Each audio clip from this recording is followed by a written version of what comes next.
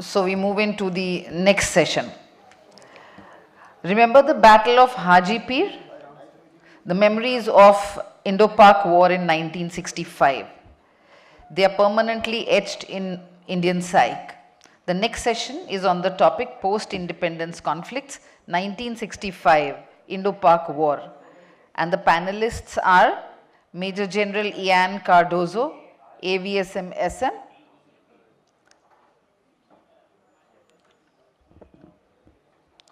Kulpreet Yadav, who is the former Coast Guard Commandant, and we have Ambassador Ashok Mukherjee, who will be moderating. I'll request the panelists to please come and take your seats on the dais.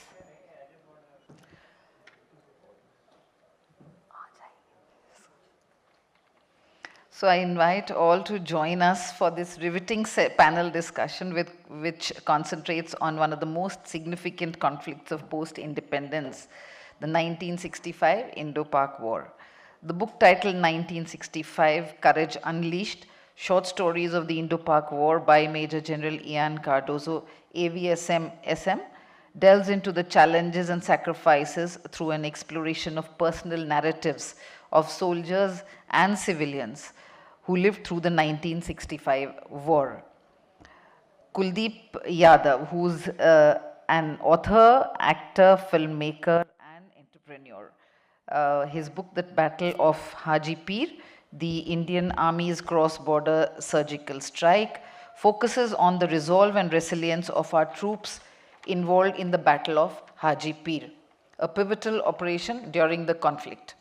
It's moderated by Ambassador Ashok Mukherjee, former IFS officer. This session aims to bolster a deeper understanding at the nuances and complexities of the 1965 Indo-Pak War. Over to you, Ambassador. Thank you and good morning to all of you. This is a rare privilege for me to be in the company of two people whose books really speak for themselves. Both of them are very fine military historians. General Cardozo, of course, is well known all over our country and abroad for his meticulous and riveting books on India's military history, including the Paramveer Chakra awardees.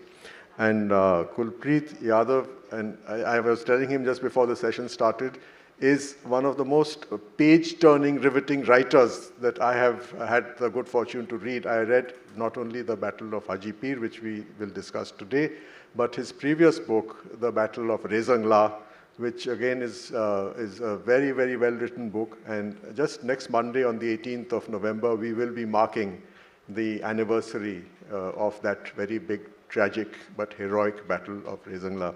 So this is why I feel very privileged to be here among you today and with our two panelists. As was said at the beginning of this session, the 1965 war, when we look at it, took place at a time when independent India was going through its first major political transformation. The towering figure dominated India from independence till 1964. Prime Minister Jawaharlal Nehru had passed away in May 1964, succeeded by Prime Minister Lal Bahadur Shastri. Not much was known about Prime Minister Lal Bahadur Shastri, and in a sense, one of the reasons of the 65 war was to test how much he would rise to the occasion. He turned the table on those people who wanted to test him and performed outstandingly well in that war. The second context of the 1965 war, which I sort of always remember, is that it was the first time when our neighbor, Pakistan, tried to cash in and build upon its military alliance. It, as a country, has been devoted to this armed alliance, armed confrontation with the objective of trying to take back territory from India, to undo India and so on. But in 1965, they were emboldened and President Ayub Khan was emboldened by the military alliance, which he thought would bolster his military campaign in 1965. against India. And the third point was the focus of that campaign, Operation Gibraltar, the wresting back of the territory and state of Jammu and Kashmir, which had acceded to India in October 1947, which, despite all the UN Security Council resolutions of 1948 onwards, was not part of the partition plan of India. It was treated separately in legal terms. It was a decision only of the ruler of any of the princely states, 500 princely states of India, which of the two countries they would join. There was no question of a plebiscite, of wishes of the people, etc., in British law. And knowing that very well, Pakistan from 1948, through the Security Council, with the help of the United Kingdom, converted India's complaint about the violation of India's territorial integrity in Jammu and Kashmir into what the Security Council called the India-Pakistan question, bringing in the whole baggage of the partition of India. So this is why I think this event is important. The last point, of course, culminated in 1971, undid the partition of India theory that you could not create a state like Pakistan on the basis only of religion. Bangladesh came in. That's a separate story. But I thought 65 is an important landmark with which to view the evolution of our military history. So with these words, I would not want to stand between the authors and the audience. So I would place 3 themes for you, General Cardozo, on which you could develop in the 20 minutes that they have allocated us for your presentation. Would you like to speak on the role played by the principle of cooperation in war? The second is the lessons from the Battle of Dograi. General Cardozo has written one of the most moving poems I've read on the Battle of Dograi. He introduced me to the legendary figure of Colonel Desmond Hay. And I think it's really, if you could share with us the lessons from the Battle of Dograi. And the third is being in denial. This is something that is a phrase that General Cardozo likes to use with reference to the Battle of Cham and the other wars that we have fought since independence. So, General, may I turn the floor to you?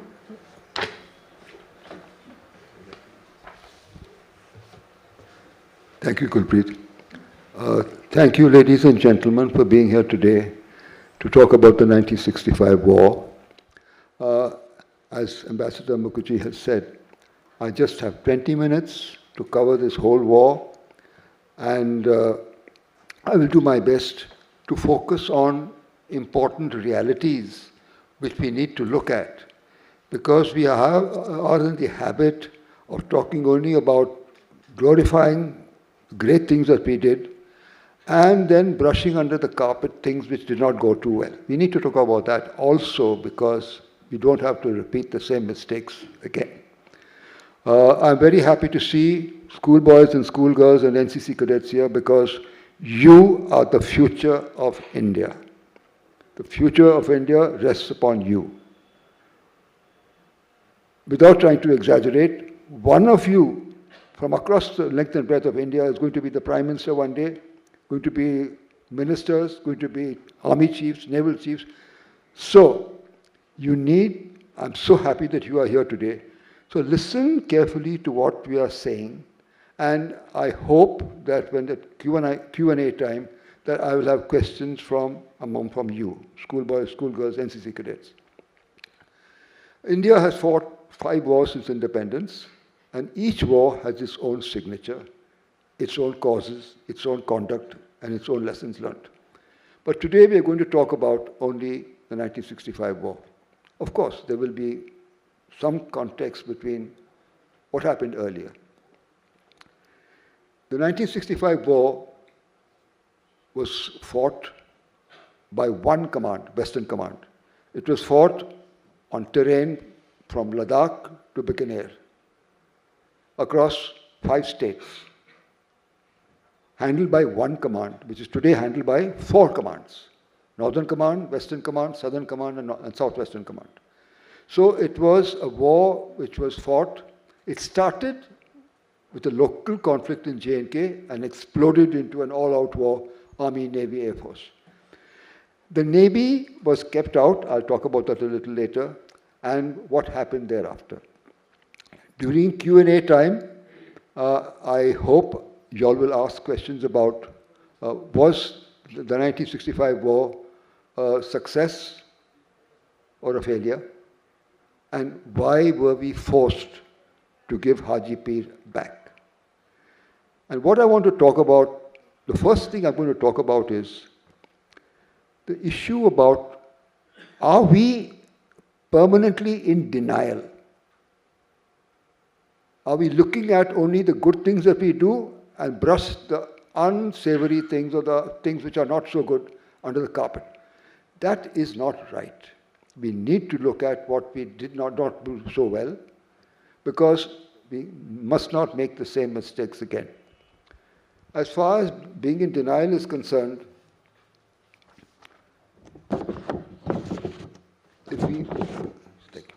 if we focus basically upon the 1965 war, Western Command had carried out 2 war games in 1956 and 1958, and it evolved. They were able to imagine exactly how Pakistan would attack us in the next war. But we forgot the lessons of those 2 war games. Secondly, whereas the frontline commanders, the commander of the Pakistan attacked with 2 divisions, 2 armored regiments, the Corps RT of 101 guns, and we had only 191 Infantry Brigade with 3 battalions and a squadron of light armor in the Cham Plains. Notwithstanding this, the new commander who came, Brigadier Pritam Singh, he did a great job by recapturing 10 posts which were lost. And he kept telling 15 Corps, for God's sake, please understand, there's a huge collection of armor and infantry facing us. They said, no, you're talking rubbish. Cham is not under threat. They refused not only to understand that this is what is going to happen, but they also took away the anti-tank mines. So, whereas General Akhtar Hussain Malik, who was the GOC of 12 Pakistani Infantry Division, he had planned to reach Aknur by 12 o'clock on D-Day, that is the day that they attacked. But thanks to the courage and the bravery of our infantry battalions, they managed to keep them there across the Munawar Tawi right up to 2 o'clock in the afternoon. But by evening, the Pakistani divisions managed to reach within 12 miles of Aknur. Now, if Aknur fell, Jammu was in danger, Jammu was in threat. And the lifeline to Kargil, to Punch, to Rajouri, and the alternative route to the valley was under danger. Luckily, our Prime Minister opened a second front, but that's another story. So what I'm trying to say is, we need to look at problems. We need to find solutions to those problems and not run away from them. It has happened in 47, 48. It has happened in 1962. It has happened in 1965. It has happened in 1971. It has happened in 1999. It must not happen again. And that can only happen provided we look at problems and find solutions rather than brushing them under the carpet. This applies not only to war, it applies to our everyday lives. When we are faced with a problem, we need to find solutions and not run away from them. So, being in denial is what is the first lesson that we need to take away from the 1965 war. Why did 15 Corps refuse to accept what the frontline commanders were saying, that it is a big operation in the offensive? And luckily for us, Ayub Khan, as Ambassador Mukherjee has said, Ayub Khan wanted to strengthen his base in Pakistan. That's why he launched this operation, Gibraltar and Grand Slam. But he was a Pathan. And General Akhtar Hussain Malik was a Ahmadiyya. He did not want to give the credit for the fall of Aknur to a non-Pathan officer. He gave it to Yahya Khan.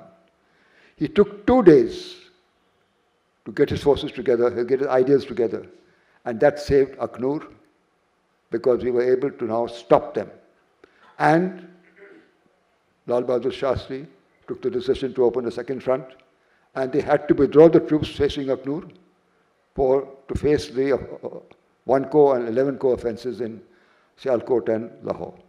So, the first takeaway is face problems, don't run away from them. The second thing I'd like to talk about is the Indian Navy.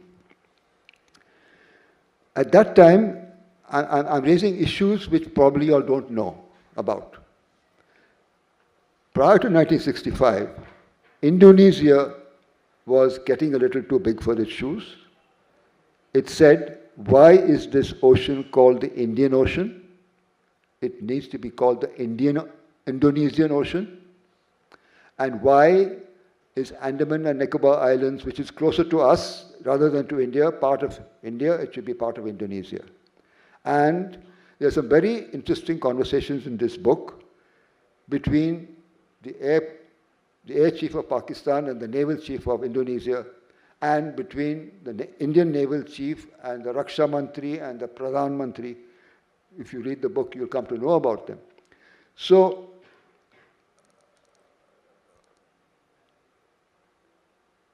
the Indian Navy was told to stay, because what happened was,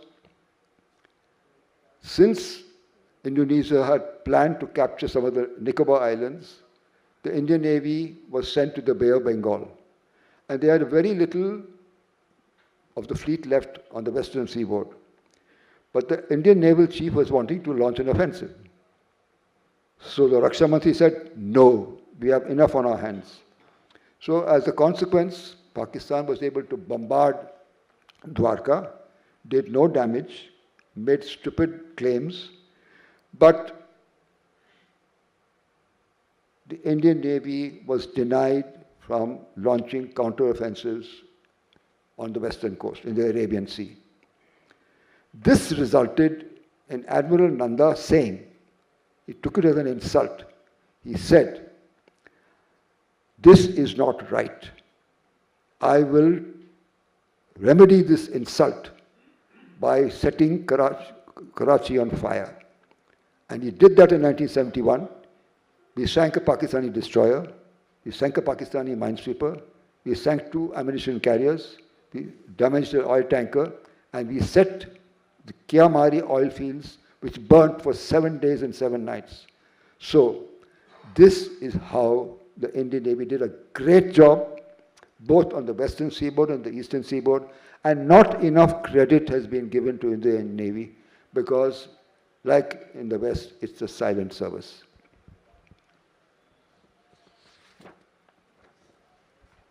The Battle of Dogra is a fantastic battle.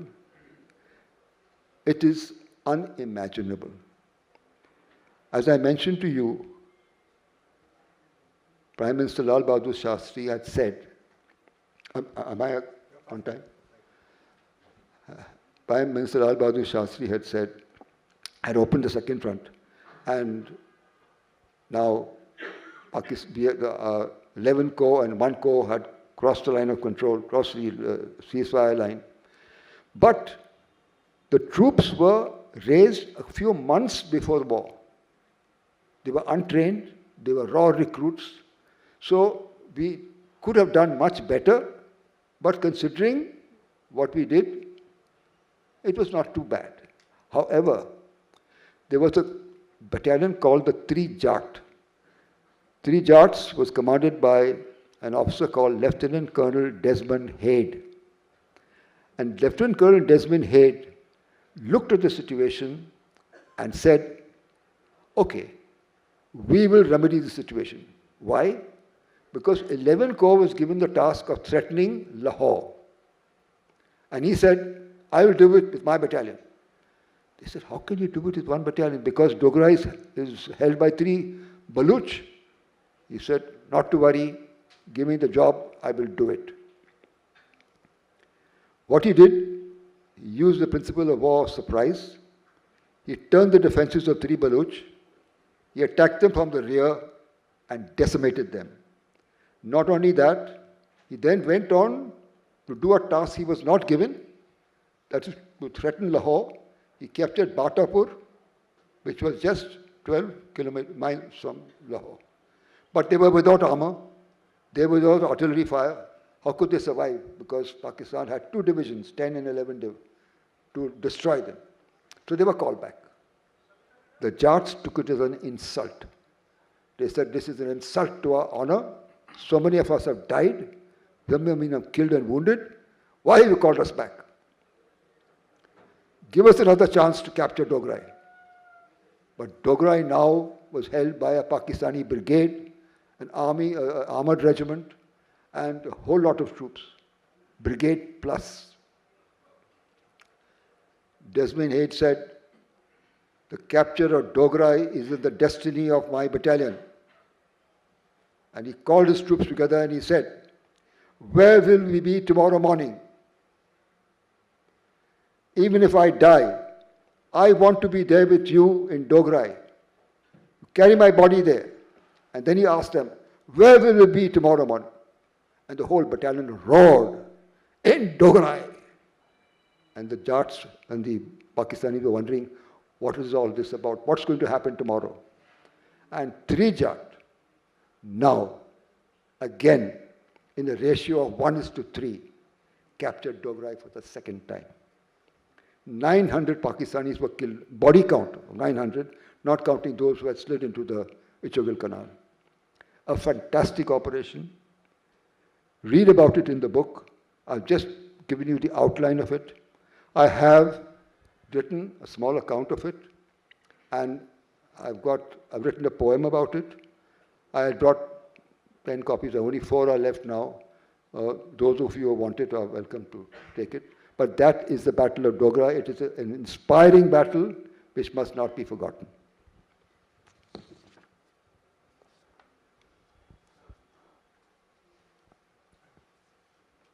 Okay. So, one more thing I'd like to talk about, I've been given 5 minutes more, is the principle of cooperation. Cooperation is the principle of war.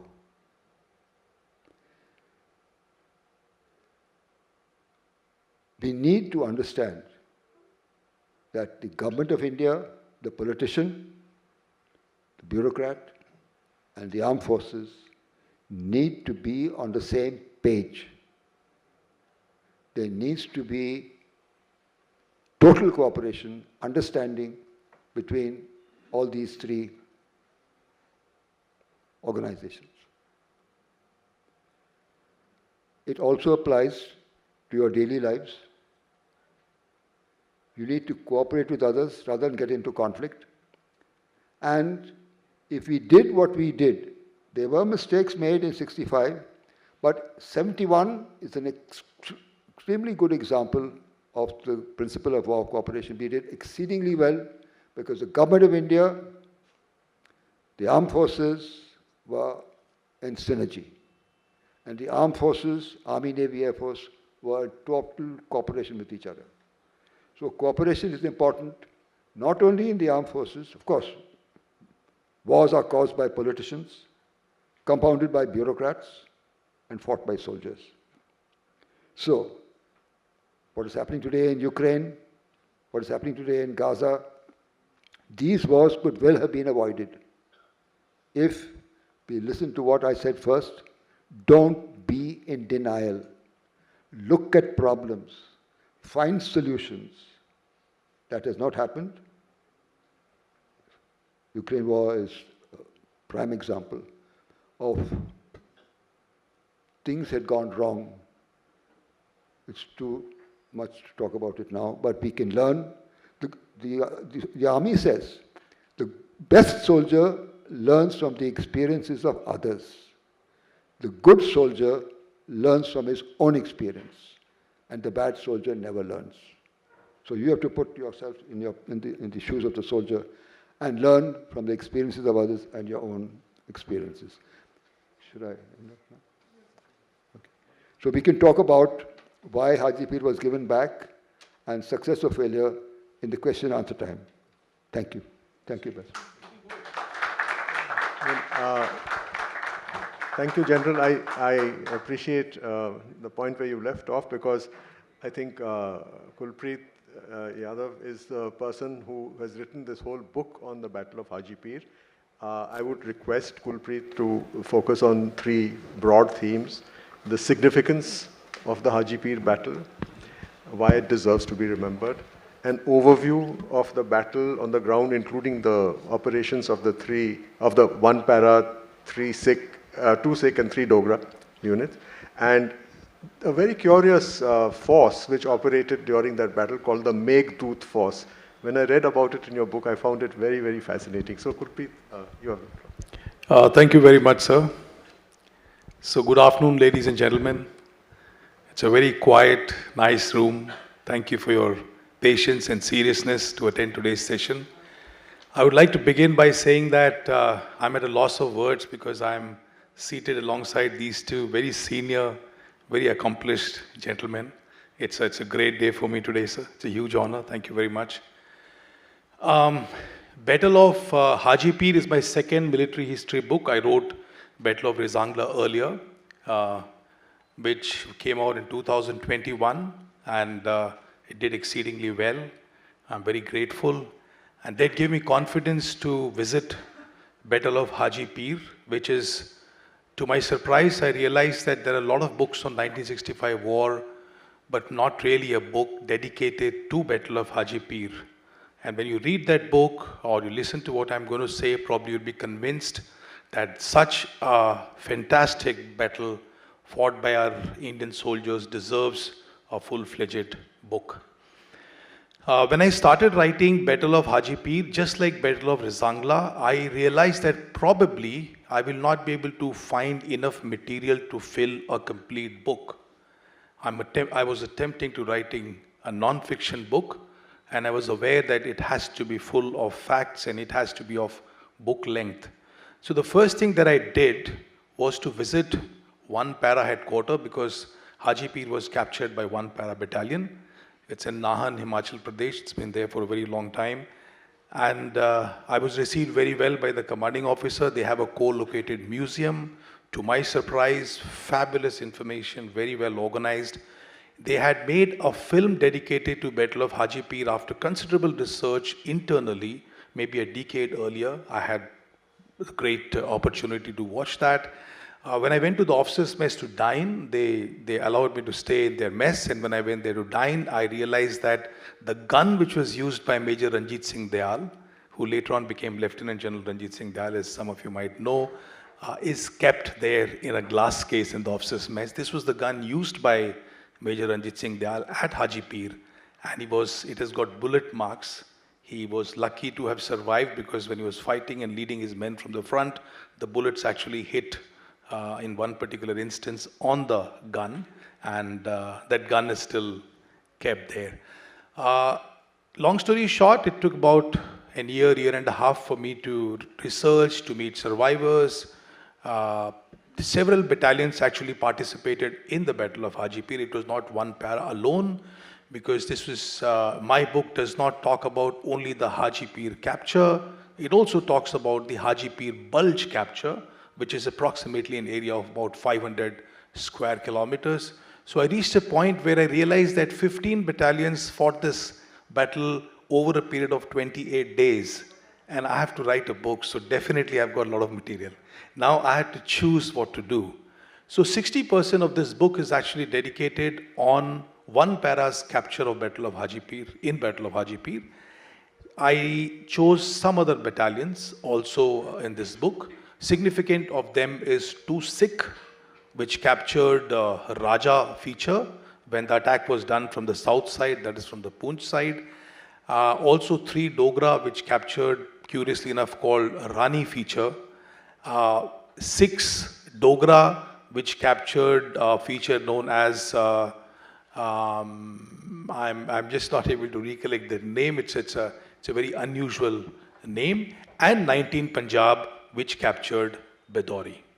The significance of having set this context, let me come to the basic areas as identified by Ambassador. The significance of this battle is the fact that after India became independent and after that 47, 48, the initial skirmishes, this is the first time that Indian army crossed the border into Pakistan, 8 kilometers deep, captured Hajipir Pass. Not only Hajipir Pass, as I said, 15 battalions over 28 days went to different areas in the whole bulge and captured the entire bulge. In a way, if you look at the map carefully, on the north side is Uri, on the south side is Poonch, and the bulge, the border is like this. There's a bulge. So we were able to connect Uri with Poonch. So the entire landmass of about 500 square kilometer came under Indian control. This happened largely in August, but some operations were going on in September as well. And long story short, finally, as earlier described by the Prime Minister of India, a decision was taken at Tashkent to return the Hajipir Pass and in fact the entire bulge back to Pakistan. Now the question is, strategically it looks like a blunder now, but why was this decision taken? And according to my understanding, the decision was taken because 1965 India and 2024 India are very dissimilar. India and Pakistan were both new nations. India wanted to play a global role. And just to give you an example how close we were, the name was mentioned of President of Pakistan, Muhammad Ayub Khan, Field Marshal. He was the course mate of the Chief of Army Staff at that time, General Chaudhry. Both were from IMA Dehradun and both had later gone to Sandhurst, UK also to do the training together. So India had not technically fought a full-fledged war with Pakistan until that point. So when President of Pakistan reached out to India saying that this was a mistake by us, Operation Gibraltar, sending infiltrators and Mujahideen into Kashmir to destabilize, we are never going to do it again. Please return our pass and please return our land. In Tashkent, where the peace was brokered, Prime Minister decided to play a big brother role कि ठीक है एक बार गलती हो गई बोल रहे हैं माफी मांग रहे हैं तो शायद नहीं करेंगे but he said okay write it down and give. So in the agreement it is clearly mentioned and Pakistan wrote down and gave it to us that they will never use Hajipir Pass for sending infiltrators, but unfortunately till today that is one of the preferred routes of sending infiltrators. I've just given some context and given part one reply. What is the second one, sir?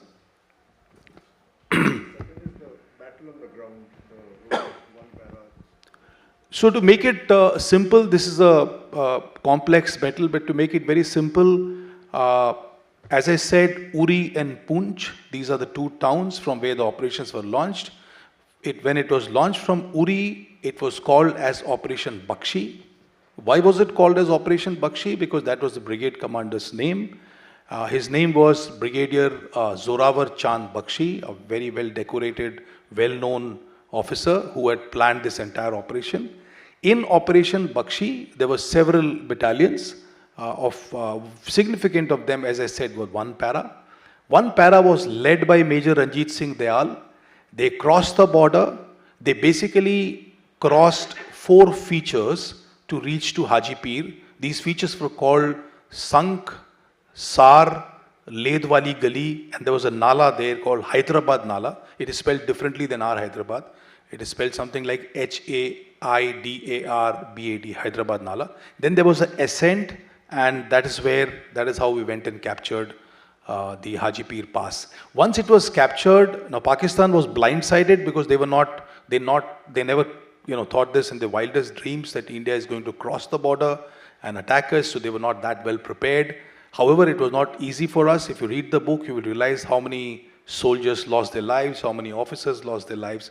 But once they captured, for a period of 2.5 months later, Pakistan launched several counter-attacks to reclaim the Hajipir Pass at a place known as Contour Line, which is about 2 kilometers west of Hajipir Pass. And all of those very desperate counterattacks were completely foiled by the Indian Army. There are some interesting anecdotes in the whole story, which probably I don't know if I've got time or not, but probably I can if there is time. Which is the third part, sir? Okay, let me come to Meghdut Force. This is again a very interesting nugget of information. Meghdut Force was raised around the same time. There was an officer called as Major Megh Singh, who in 1965 was a disgruntled officer. He wanted to quit from the Indian Army. He had put up his papers, and he was attached to the command headquarters with Lieutenant General Harbaksh Singh. And he was waiting for the government of India or to the army headquarters to approve his papers so that he could retire. The reason for his disgruntlement was he was not promoted to lieutenant colonel, not considered for promotion. Exactly at this time, Operation Gibraltar happened, one para crossed the border, all these operations took place. So one day he went to Lieutenant General Harbaksh Singh and he said, sir, he spoke to his secretary and said, Saab se milna hai. So General Saab thought that probably he's come to request him to expedite his papers. So he gave him audience for a few minutes. When Major Megh Singh came and met General Harbaksh Singh, he said, sir, I don't want to retire anymore. I want to in fact fight this war. So he said, but you were speaking a different story till a few days ago. Now what has changed? He said, what has changed is now my country is under threat. And if you allow me, sir, I want to raise a company-size force, a mercenary force, which I will use to penetrate beyond the border and try to cut the communication lines of the enemy positions which are there in this entire place. So Lieutenant General Harbaksh Singh was moved and this approval was given, and that is how, so he asked, General Harbaksh Singh asked him, what do you want to call this force? So Major Megh Singh said, sir, you suggest, what should this force be called? So after a thought, General Harbaksh Singh said, let's call it Meghdut Force. And that's how Meghdut Force came into existence. And General Harbaksh Singh also said that if you do a fantastic operation by Meghdut Force, it is my promise to you that I'll get the approval and I'll promote you to the rank of Lieutenant Colonel. And ladies and gentlemen, it happened exactly that way. Meghdut Force, they did multiple operations. He handpicked 120 Jawans, and maybe it was possible in 1965. I don't know what is the situation now. But this force played a crucial role in strengthening the attacks, offensive attacks of our other battalions within that region. And indeed, approval was given, and Major Megh Singh did become Lieutenant Colonel Megh Singh by the end of this battle. Are we done with the time? No, you have some more time in case you wanted to speak about something else, but would like to respond to questions about your book, and maybe that may be more interactive. Yeah, I think so. Yeah. I think so. Yeah. So I think, we are doing well on time management, and I would request you all to raise any questions that you would like to raise to both General Cardozo and to Commandant Gurpreet Yadav. But before I do that, as a moderator, I could probably ask the first question. And General Cardozo, may I ask you this question? You did briefly mention about why Haji Pir was given back to Pakistan. Would you just like to expand a little on that? And my second question is about two stories in your book have dealt with the Gurkhas. Would you like to talk a little about the Gurkhas in the 1965 war? Thank you, Ambassador.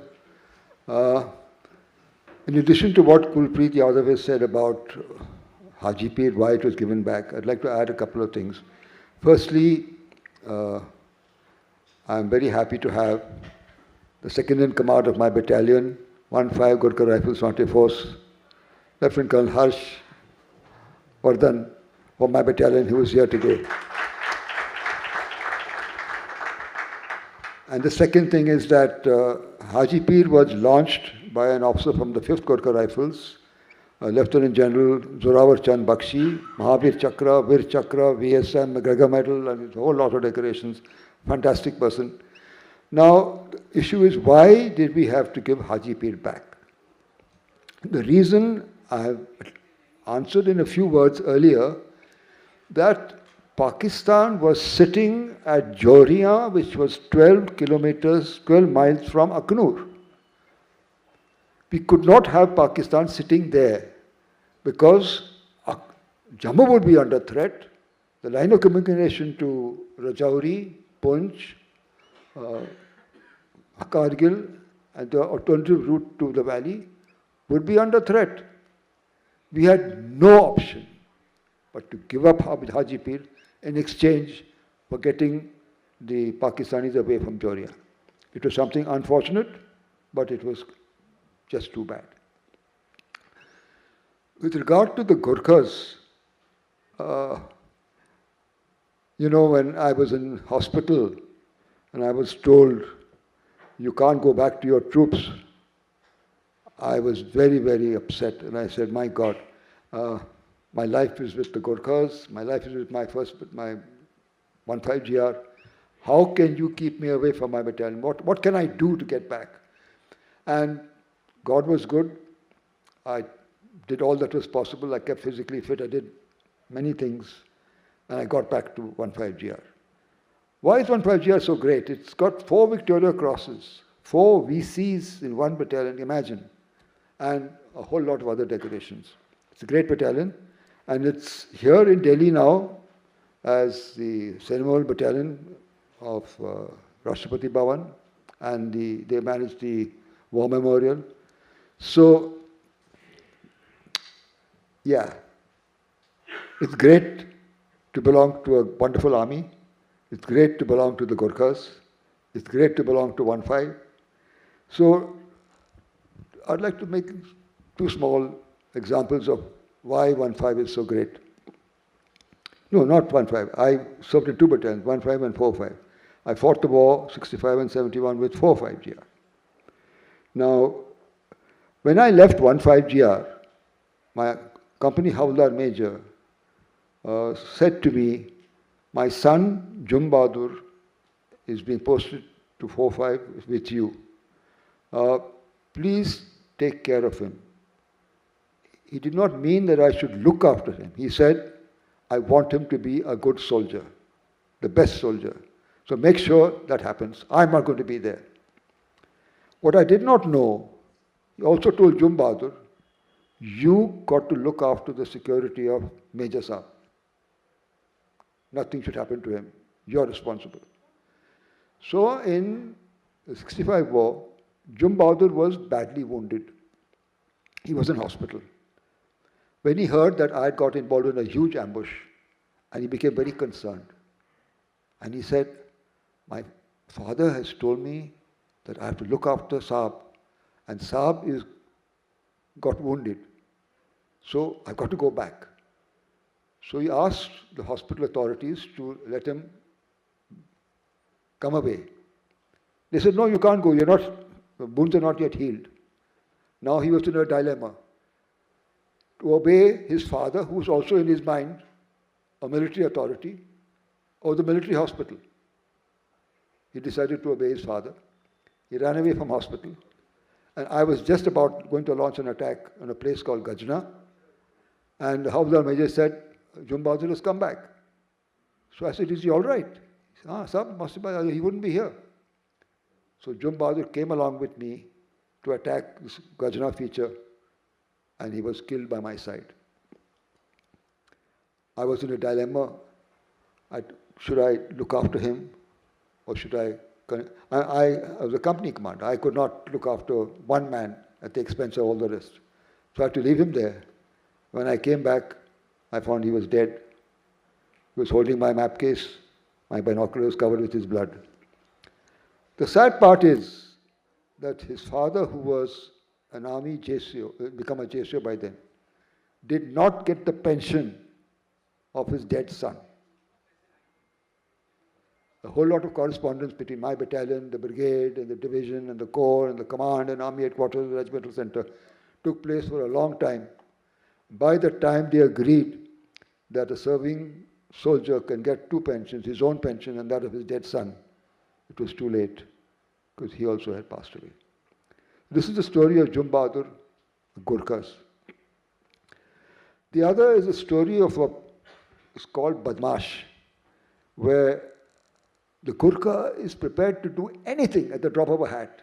As long as he's well led, he is a wonderful soldier. So I was given an order by the brigade commander to make my plans for an attack of a future. And I did not have enough information, so I wanted to go forward. I rang up the commanding officer, but he was not available. He had gone to the brigade headquarters. And a Pakistani patrol was going back. And I had been taught in the IMA something known as shadow patrols, that if you do not have enough information about the enemy, conduct a shadow patrol, follow the enemy into his own area. So I followed this patrol. I asked my JSU, I said, "Sir, will you come along?" He said, "Yes, sir." So just one JSU, one NCU, and myself, three of us, followed this patrol into the Pakistani post. We crossed the minefield, we crossed the line of control, we crossed the minefield, the barbed wire. We were inside the Pakistani post for 20 minutes. The reason I'm saying this, I mean, I want you to read the book. This is a story, it's quite a funny story actually, as to what happened eventually. But the point is, I mean, I could have started another war. But the question is that Gurkhas are ready and willing to do anything at any time. They are so brave, and even when they are wounded, my company too, I see. I was caught in an ambush. He took out his kukri, he decapitated the Pakistani rocket launcher man. The second man, he struck off his head. His kukri got stuck in the man's skull, by which time he was riddled with bullets and he died. But he had a smile on his face. I did what I wanted to do all this time, to get to grips with the enemy. So that's two small stories about the Gurkhas. If you want to know more about them, there's a book called Kartus Saab. Johnny Gurkha found it difficult to call me by my name, Cardozo Saab. They used to call me Kato Saab and Katoch Saab. And finally they called me Kartus Saab, and that name stuck. There's a whole chapter on the Gurkhas. 15GR fought right through Italy, from the toe to the top. And it's got wonderful stories about Johnny Gurkha and what he does. Because we got a VC there. Thaman Gurung got his Victoria Cross near the Battle of Casino. So they're wonderful troops. The Indian Army is full of wonderful troops, wonderful regiments. Each of us think it's the best. But you have to join them, NCC cadets, to know what the Indian Army is all about, and what the Gurkhas are all about, and what the other regiments are all about. The Sikhs, the Rajrifs, the Rajputs, the Biharis, they're all fantastic troops. Be part of it. You only have one life to live. Live it to the full. Life is an adventure or it is nothing. Decide what you want to do. You have only one life to live. Join the army.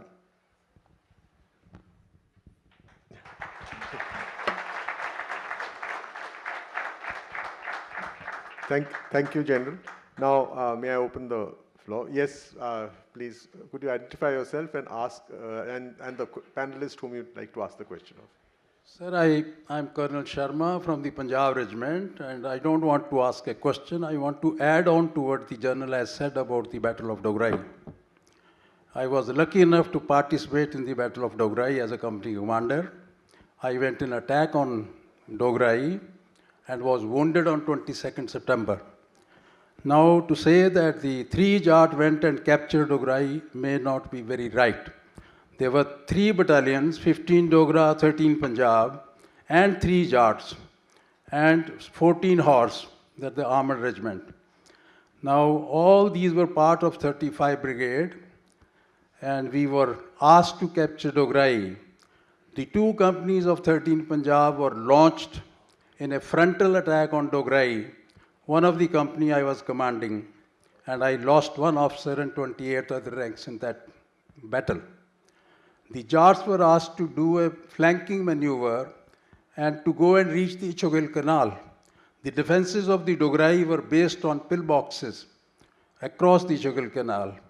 and we faced huge lot of fire from the heavy machine gun from the Pakistanis, and I lost 32 people, total 32 people, including one officer. I was wounded on 22nd September, and I could not enjoy the victory of Dograhi because thereafter I was in hospital for about 6 months.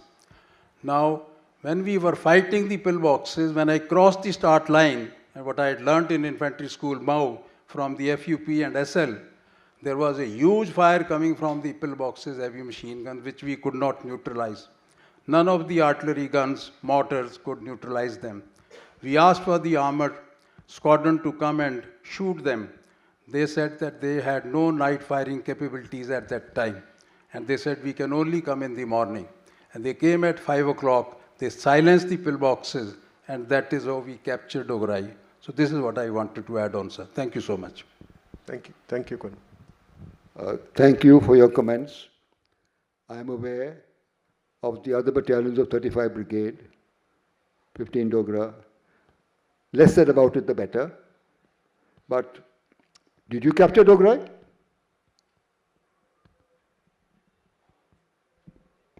Sir, phase 1. Now let me tell you one thing. I'm very, very clear. I remember everything very rightly because I commanded a company there and went an attack on.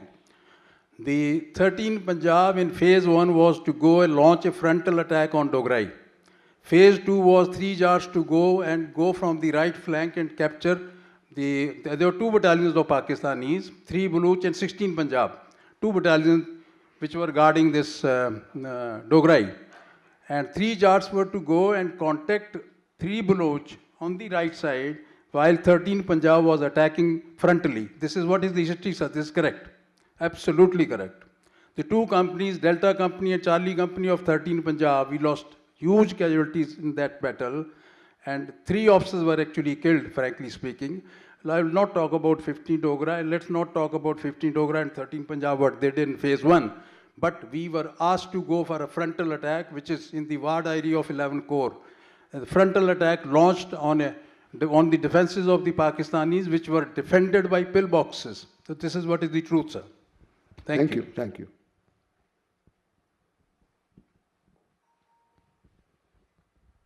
Anyone else? Yes, AJ.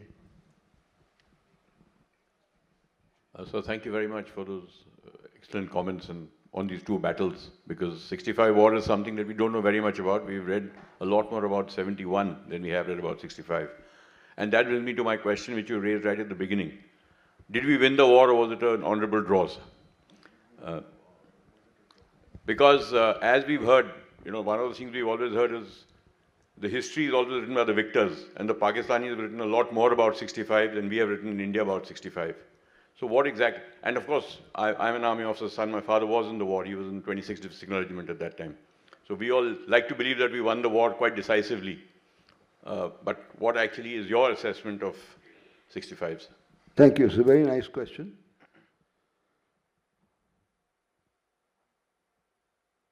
There is no such thing as a draw. Whether it is cricket, whether it is football, whether it is hockey. There's penalty shootouts, there's penalty, there's better run average. So there's no such thing as a draw. Either it's victory or it's defeat. Pakistan has made a claim. They called 65 war as a victory day, which is less said the better. But if you look at one of the great military strategists of our time, von Clausewitz, he has said very clearly,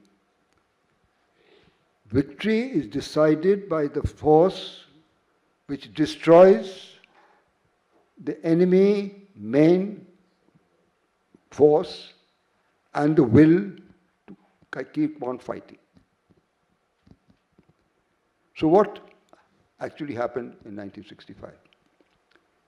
Ayub Khan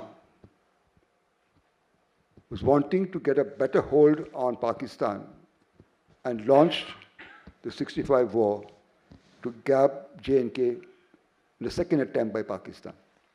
Did they succeed? No. Did they fail? Yes. So if they failed, Is it victory or defeat? Obviously, it's a defeat. We defended ourselves. We stopped them from doing whatever they wanted to do. So that's victory or defeat? Obviously, it's some sort of a victory. At the end of that war, no, the USA had given 400 M48, M47 Patton tanks, amongst a lot of other equipment, to Pakistan. In the battles of Philora and Asalotar and Kemkaran, we destroyed 190 of the Patton tanks, of which 32 were in running order. The Pakistani crews, they attacked not in squadrons, but in troops. And in those attacks, when the first tank caught fire, the other crews ran away. 4 Cav of Pakistan ceased to exist. Therefore, we were able to destroy the Pakistani war machine. First Pakistani armored division had to call off its offensive because it no longer had enough tanks to pursue its offensive. 4 Cavs ceased to exist. All the ammunition had been exhausted. So by the terms of von Clausewitz, who won? At the end of that war, we had captured 1,528 square kilometers of Pakistani territory. Well, Pakistan had 544 square kilometers. Who won? So therefore, to say that it was a draw is not correct. In my opinion, I think it was a victory for India for the reasons I've just stipulated. I hope that answers your question, sir. Yes, thank you, sir. Thank you. Thank you. Yes, Meghna. I think she had put up a... Meghna. Meghna, My name is Meghna Girish, and I've had the honor of reading a lot of General Cardozo's stories and editing them before they go to the publisher. So I know that he writes a lot of fantastic stories about other heroes, and that includes a lot who've made the supreme sacrifice for the country. He also writes very emotional poems, and every time I see him in any event, he's wearing the yellow marigold, and I am wearing one too now. So can you please explain the significance of why this yellow marigold? Thank you, Meghna.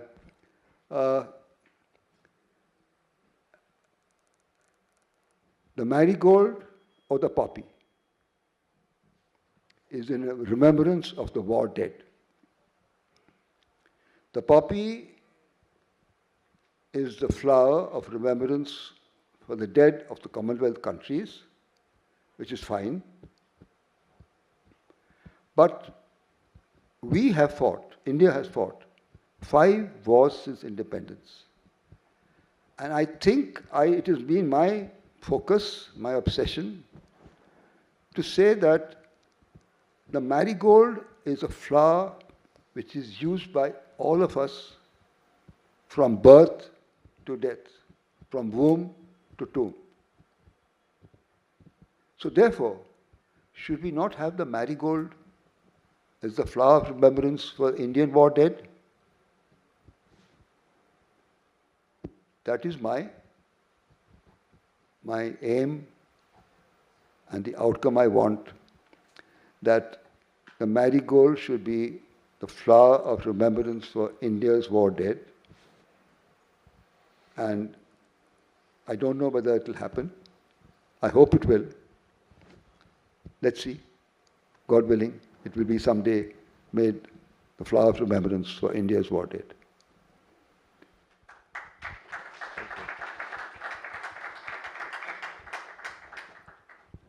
Yes, Subrata. May I ask a question about 62 to the general? Is it permitted? Yeah. Okay.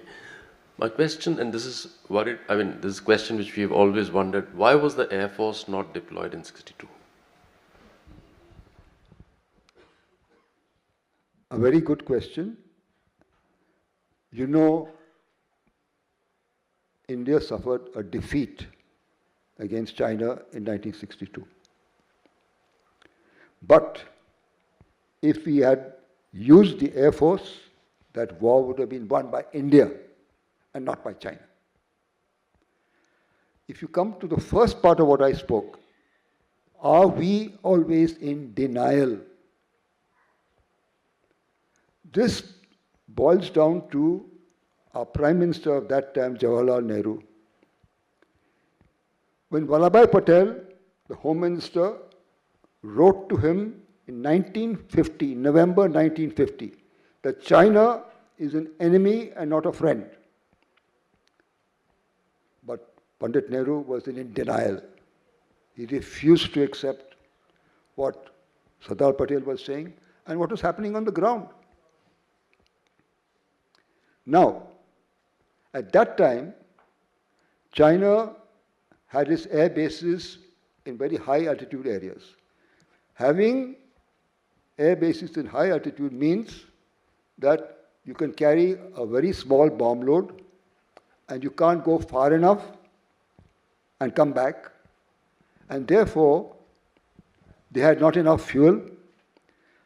The Indian Air Force had carried out detailed reconnaissances and proved to the Prime Minister, we can use the Air Force and China cannot. But the Prime Minister was in denial. He went to Ambassador Galbraith, American ambassador to India, and Galbraith told him, if you attack China, China will attack Delhi. Most stupid and ridiculous. But I don't know whether we would have won the war, but if we had used the Air Force, we would not have suffered a defeat. Have I answered your question, sir? Thank you. Thank you, General. And before we end this session, I'd like to give Kulpreet the last word, if I may, because, as he mentioned right at the beginning, he did this book on the Battle of Rezangla. The question on 62 is linked with that battle. So, Kulpreet, you've talked and you've raised it in your book, Haji Pir, Rezangla. What is it that you think needs to be done to avoid getting into such situations where the troops fight heroically, but they come up against a strategic ceiling? You mean to say the government taking decisions otherwise, sir? So very difficult to answer this question. A soldier's mandate is to fight and defend his country, which is what he does. And a soldier has no way of knowing how the government is going to react later. And I think that is how it should remain. However, when it comes to bureaucrats and diplomats, I think if there is a large awareness about them, about the soldiers' lives and how military actually operates, because as a Coast Guard officer, when I was posted here at the headquarters, I've done 3 tenures here. I had a lot of opportunity to interact with senior IAS officers, and some of them became friends, and they're wonderful in their own world. But somehow I feel that there is a slightly limited understanding and there is a distance between the bureaucracy and the military, which all of us know and we've spoken a lot about it. So that needs to probably be taken down, and something like a festival like this, right, very close to where the South Block is, and this is the 2nd edition, is a step in the right direction. I'm also a member of this wonderful institution, United Services Institute, which is hosting and organizing this, and which is where I've not seen any of the bureaucrats or other people coming, and even the military officers themselves are very limited coming. If I can raise one point here, a very important point is the fact that I'm also speaker at educational institutions. In the last 7-8 years, I've done about 350 odd talks in India and abroad at educational institutions. And when I ask them, the students, do you read military history books? And the answer to my question is no. And what is the reason for that? Does anyone know what is the reason for that? The reason for that is they're so academic in nature that it is, even if someone does pick it up, it is the kind of information given for a person who doesn't want to join military, but just wants to get an overview, will completely be baffled by the information given. which is what I've tried to address in my books, Battle of Haji Pir and Rizangla, simplifying it and writing it in a manner that it is palatable, not just for the students, but also the bureaucracy and everyone else. So I think as far as think tanks are right and think tanks have to do, and academic books for military historians have to be there. But there has to be a, if I may use the word, mass market kind of military history written in a way, not factually incorrect, but more palatable and interesting, which will make a difference. Thank you, Gulpreet. I think both your books, which I've read, fit into that category, and I really appreciate what you've done with both your. Thank you, sir. Thank you very much. General, the last word has to be yours. So. No. May I? Yes, most certainly, sir. Most certainly. Okay, because you were given the last word. No. No. I'm shaking seated next to a general. Okay. I appreciate what you said. It's absolutely 100% correct. Military history is not everybody's cup of tea. Military history is heavy. People don't read. And therefore, both Gulpreet and I have decided to take history to the people of India in the form of stories. Everybody loves a story. And my short stories of 71, 65, Beyond Fear, and Gulpreet's, both his books, are short stories which bring home to the reader what war is all about. So, if you have the time, and if you have the inclination, do read our books. It will help you to understand how to put country first. Always put country first ahead of everything else. And what else did I say? That's it. Thank you, ladies and gentlemen. God bless you. Thank you very much. Thank you so much, gentlemen. We'll just like to present a token of appreciation to our panelists.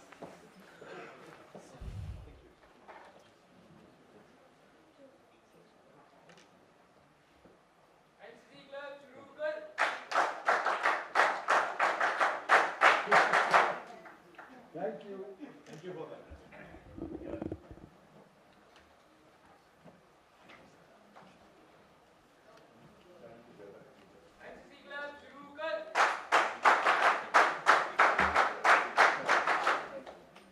Thank you. God bless you.